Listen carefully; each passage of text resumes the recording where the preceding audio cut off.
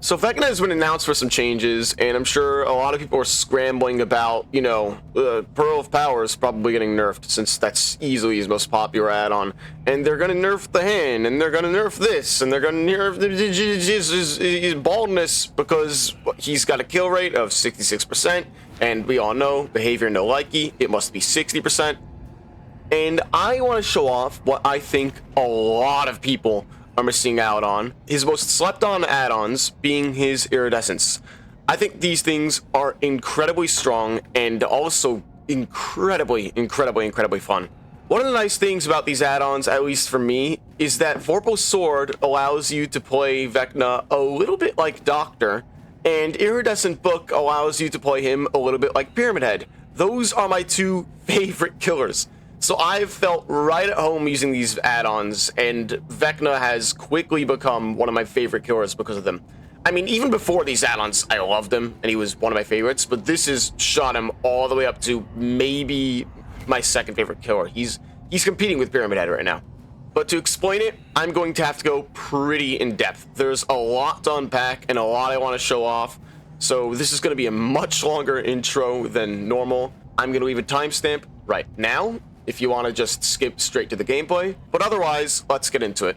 I do want to preface this by saying I'm aware that these add-ons changes powers in ways that sometimes the base kit does just fine or is even better. For example, I know that a lot of the time lifting a pallet is going to be better than breaking it. I mean, that's pretty obvious. You could picture the scenarios for that. I am aware that there is the insta-tech and using elevation to your advantage. I have done these things myself, I get it.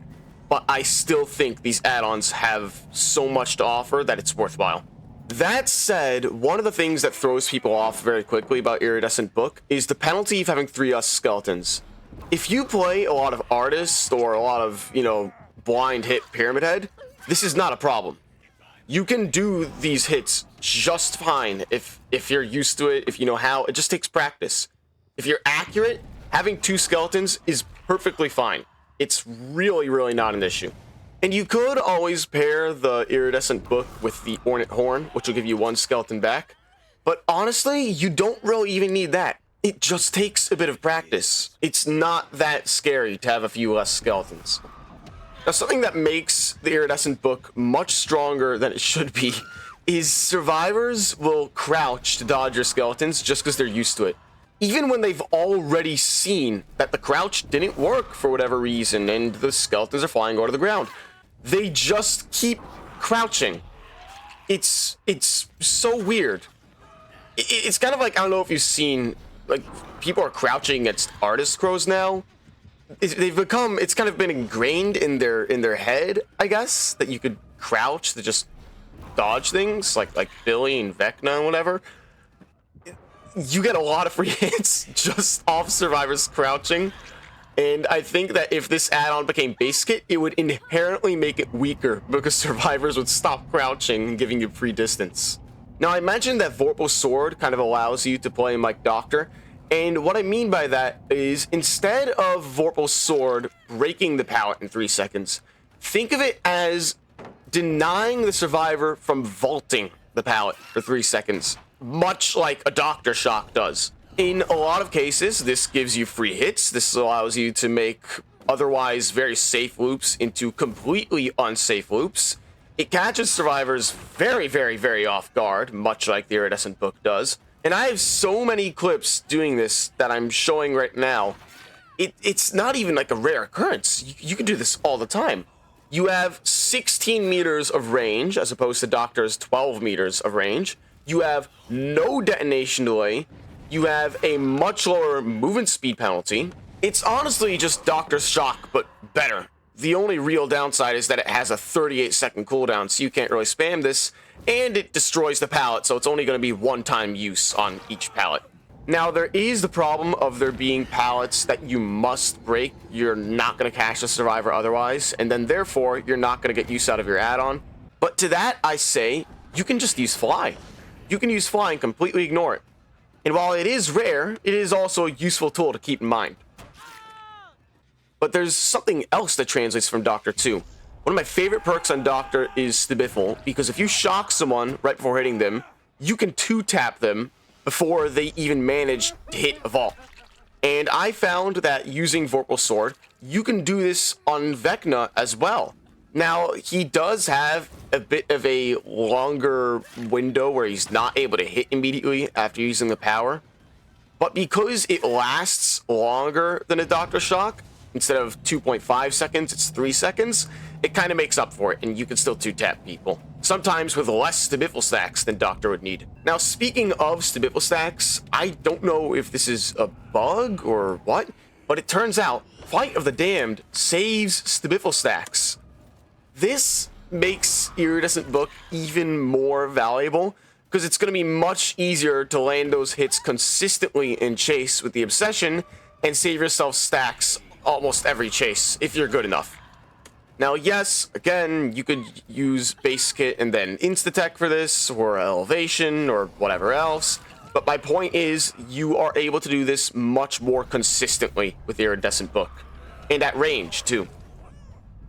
Going back to Vorpal Sword for a minute, something else I discovered is that not only does he not have a detonation delay like Doctor, he has a negative detonation delay. What I mean is that you can use it after the survivor has begun the vault animation, it will push them off the pallet to whichever side they were closer to.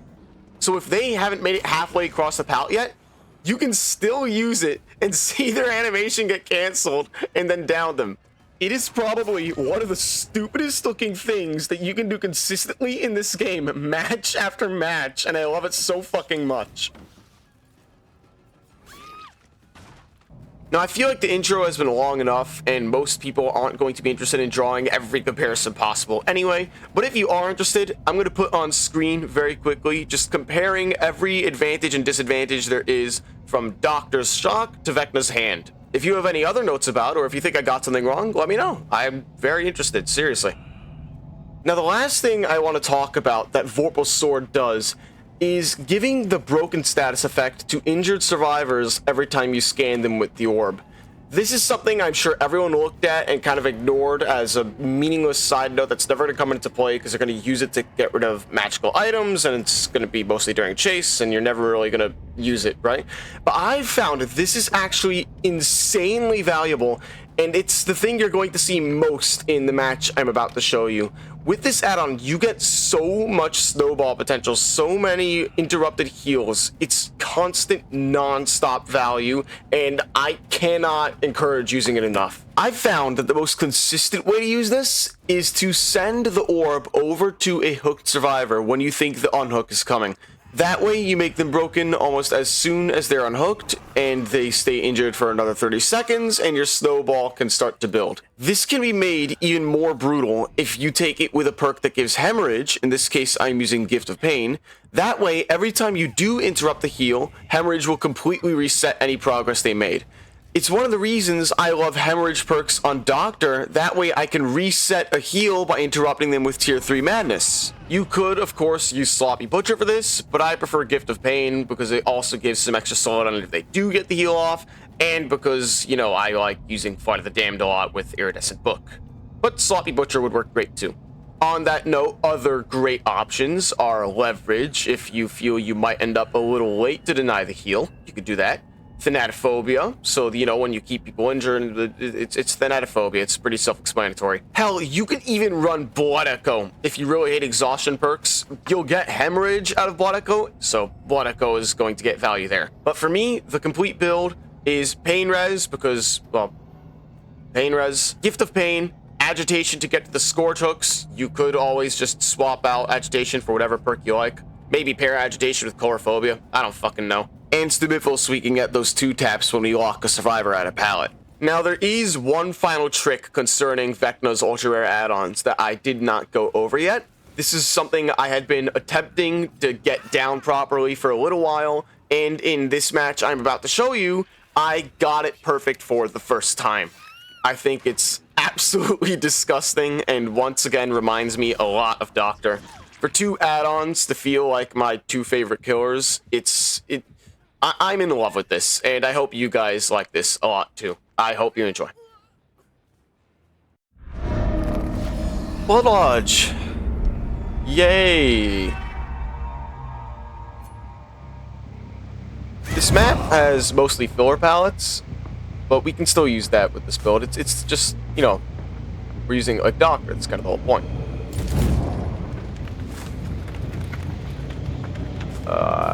Someone over there, someone over here. You're gonna stun me, but not. Oh! Switch first. My bad.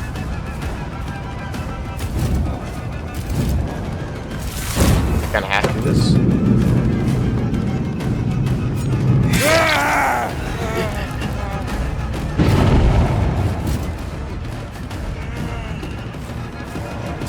So many Vorpals.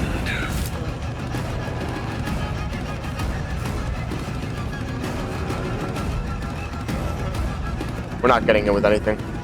We kind of got him with that, actually. We have our... Okay, never mind. We just did that, I guess.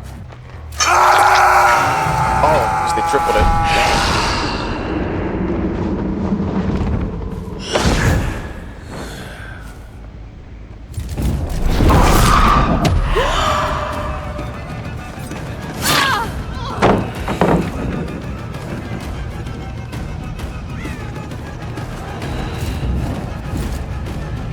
The only thing that's really difficult about this build is actually keeping your stacks.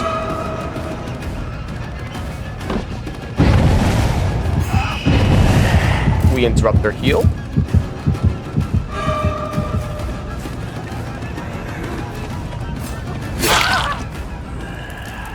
Nice. Alright.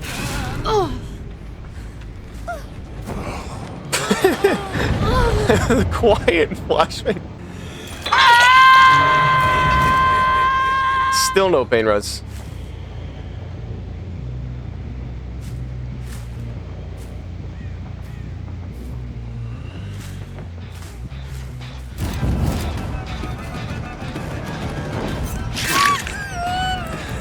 Oh, you tried thing. We send this, interrupt the heal.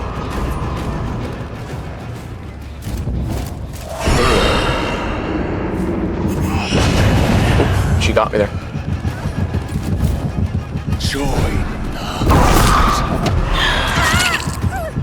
You see how good these add-ons are? I think everyone looked at them, saw they come with penalties, and just kind of waved it off. There's a good chance we just hit that generator that had nothing.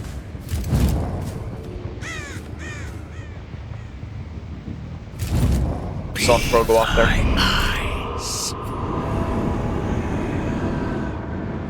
No? Never mind, perfect.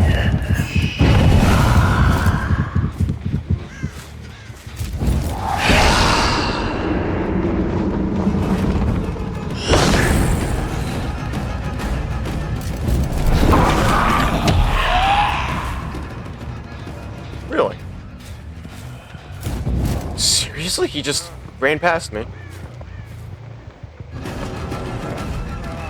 You have dead arc.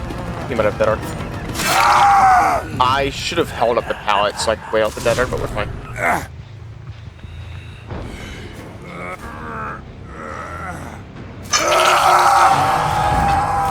We're gonna interrupt another heal.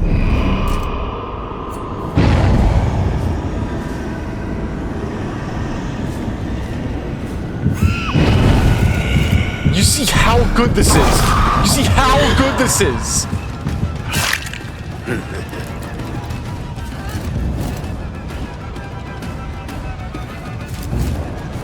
Why does no one use this?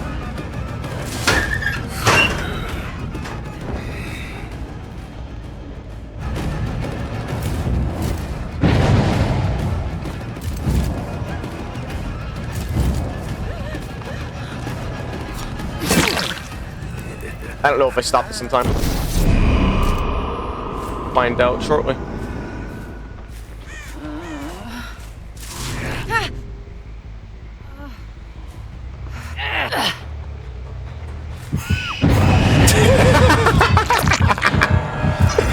They can't get any heals off. They're permanently injured. This is, I'm telling you, this add-on, both of these are so good. They are so good and no one's using them. I want to save my stacks. Oh, hi, David. Is this toxic? Wait, come on, check this out. Watch this. Watch this.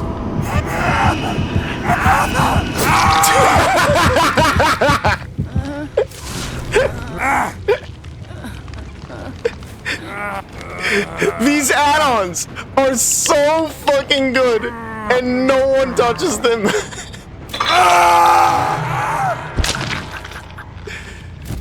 See, Vecna's laughing.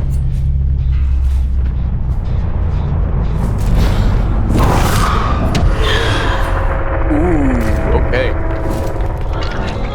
There go my stacks. Oh. I don't want a tunnel, really. Fine. It's for the stacks. Perhaps this will do.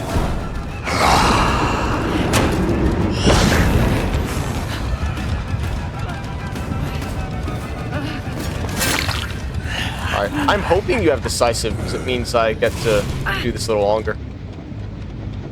No, that's a shame. Oh wait, I thought she was dead. Oh. Cool, so I'm not toxic at all then. Here it is. I think they just got their first heal of the match. Ah, gotta stop it that time. See?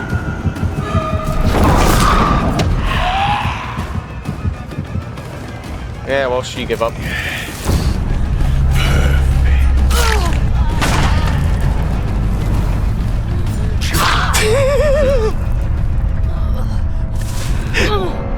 See, that's the STBFL trick I was talking about.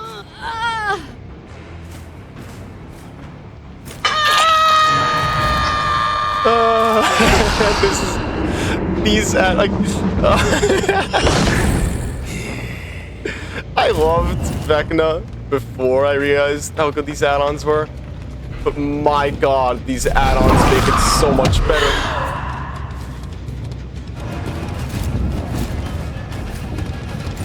I should have saved it. Yeah, that was dumb of me. Here's a little trick. We do this. We do this. Oh, have more. Oh, see, works all the time.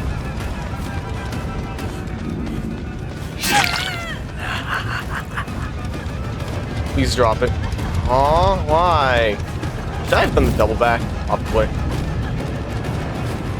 I think I'm gonna let this Fang go because her teammate is getting her killed for no reason. Not giving her hatch.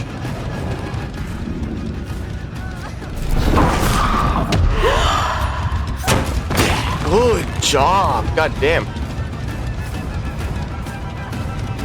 Let us test. Okay, here we go.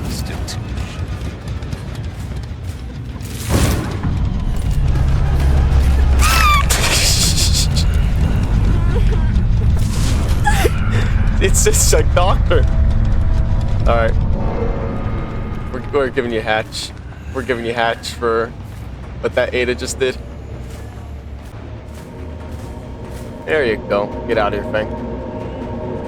She played that perfectly, Shaq. I should have probably doubled back after I came through the doorway, but she still played super duper well. Ooh, Fang had a bit of a gamer build.